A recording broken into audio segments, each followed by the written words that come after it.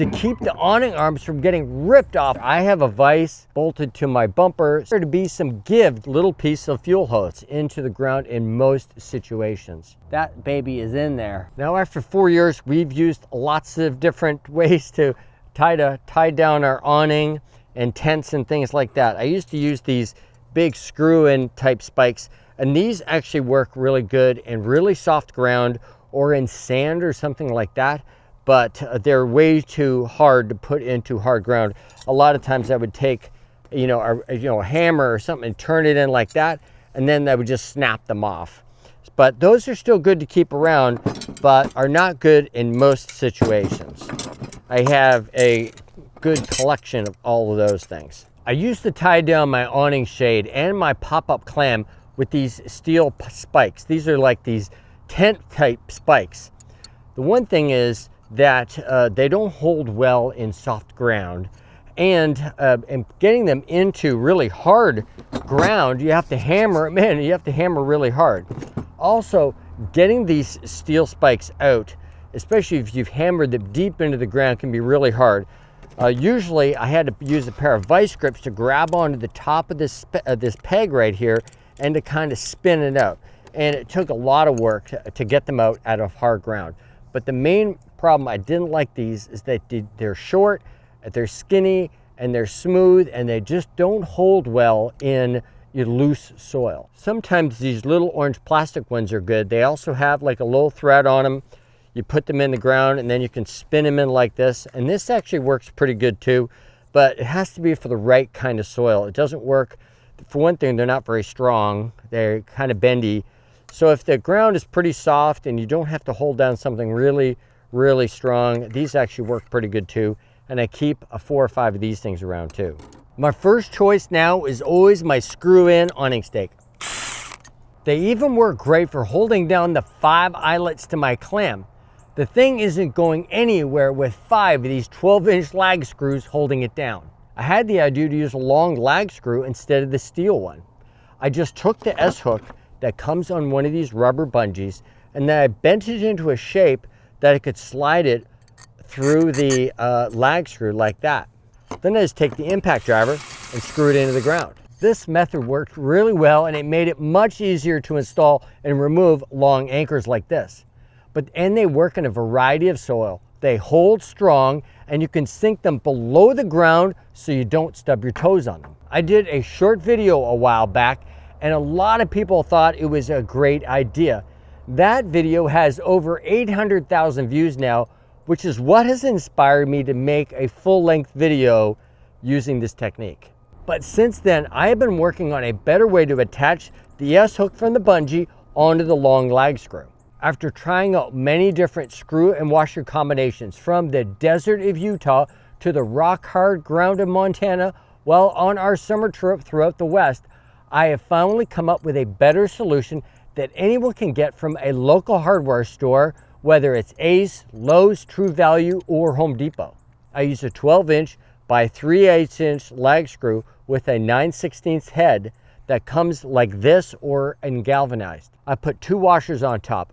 The first one is a small one. It's a 1.5 inch with a 3/8-inch hole.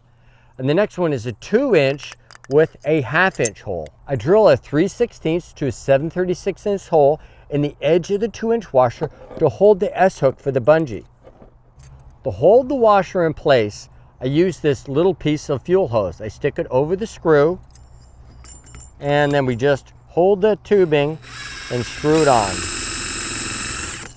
Push it up, and that holds the washers in place so that when you take them out, they don't fall off, and it makes it easier when they're going in and out. I use these 24-inch bungees that I get from Walmart that come with 2 S-hooks, 1 at each end. Anywhere that you use one of these steel tent pegs, you can use one of these long lag screws instead.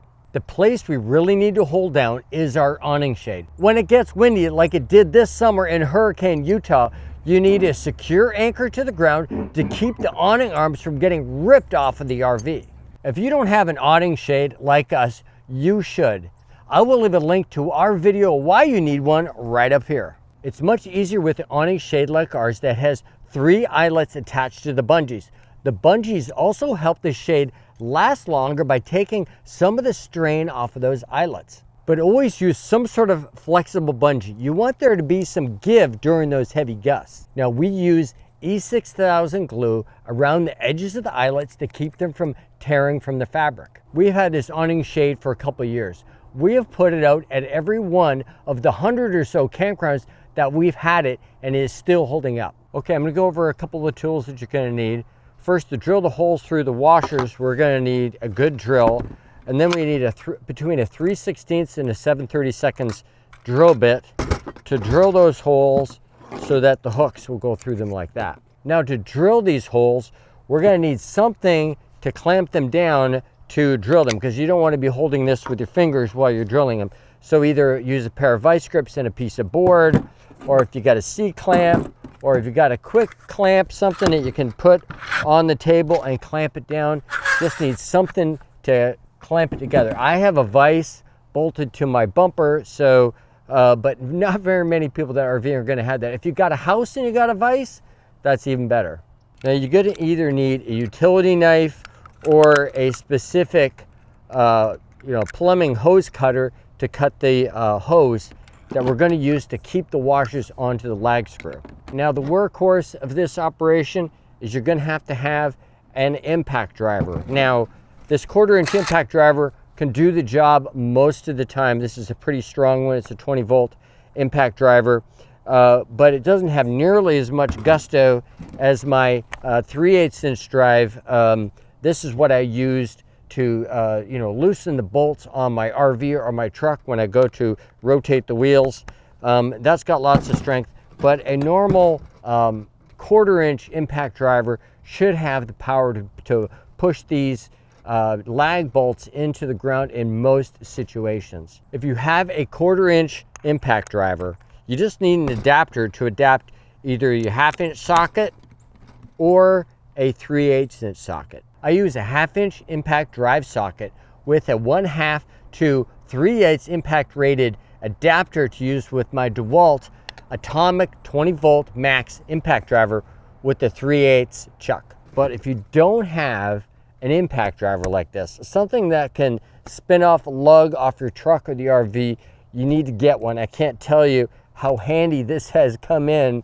Rotating the wheels, pulling wheels off to look at suspension, things like that. And I haven't had need it on the side of the road, but if I was on the side of the road and I had to change a tire, I'm telling you, I definitely would want to have one of these with me instead of just spinning an old-fashioned wrench. I keep a set of deep well impact sockets around, and then adapters. If you have a home with a vise in the garage, use it for drilling the holes into the washer.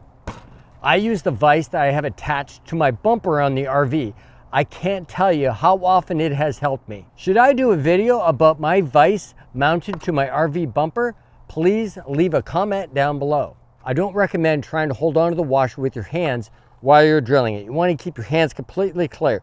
Got to find a way to attach it to a table so you can drill it securely. If I didn't have a vise, this is what I would do. I'd take a small piece of wood and I clamp it to a table, picnic table, anything. I have a little C-clamp in here holding this little piece of wood down. Next thing I do, I drill a hole through the wood. Now that we have a hole in the wood, take the lag screw, put the small washer on, and then put the big washer on. Slip it through the hole. Now I'm just going to push the small washer opposite to the big washer. Then I'm going to draw a line that lets me know how much room I have on the washer. That tells me how much room I have to put the hole. What I want to do is make the hole halfway between the line and the edge of the washer.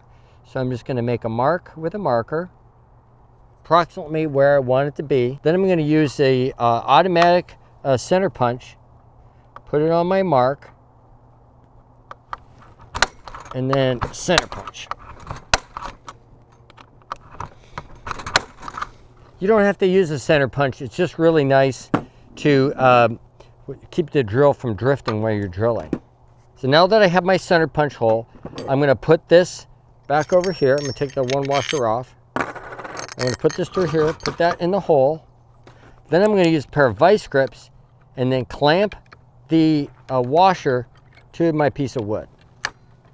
The screw will keep it from rotating, and the vice grips keep it nice and strongly attached to the table so that I can drill it. And then I've got this piece of wood to drill into.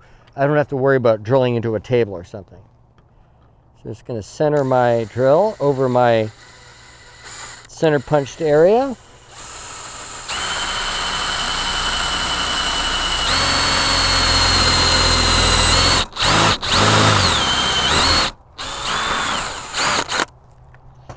Okay, pop that out. Okay, there we go. We got a nice hole. So now we're going to assemble our first washer. We'll take our lag screw. We'll put the small washer on. We'll put the big washer on. Then we're going to take a piece of our hose right here. Now I've got a little hose cutter, so I'm just going to take a hose cutter and chop off a little piece of hose. But if you don't have a hose cutter, so we'll just take a utility knife and just chop off, let's say a 1/2 inch section of hose. This definitely isn't the most secure table. Okay, so now that I have my little 1/2 inch section of hose here, I'm going to stick that over the edge of the screw. And the easiest way is just to screw it on to start with. So just basically like that. You're just going to hold it with your fingers and go forward. And that just screws it on. It gets it up to the smooth part of the shaft, and then you're going to slide it up. So now you've got your assembly. They're just going to stay like this from now on. So when you go to put your S-hook in, your S-hook fits right in there. You're always going to want to make sure your S-hook goes down. You don't want it sticking up when you stick it in the ground, because then that's your foot's going to get caught on that. So we always want to keep it down. So this will make a nice and secure, really solid connection to the thing. And the other thing is that when you go to screw it, because it's like this, because it's held on there like that, you can actually push it down so it goes into your deep well socket a little bit. And then you got a lot of control of the screw on here, and you don't have to worry about getting your hand anywhere near this. I can just kind of go like that. The reason for the 2 washers is to keep the spinning screw from spinning the washer with the S-hook attached to it. When I tried to use only 1 washer, the whole thing would spin, and I didn't like the way that the hook was turning as I was spinning. Using these is real easy. Take one end of the bungee with the S-hook, put it on the eyelet, put the other end on through the hole in the washer, hold the bungee near the ground approximately where you want the bungee to stop. Move it back, push it in the ground, get a good angle, and then screw in.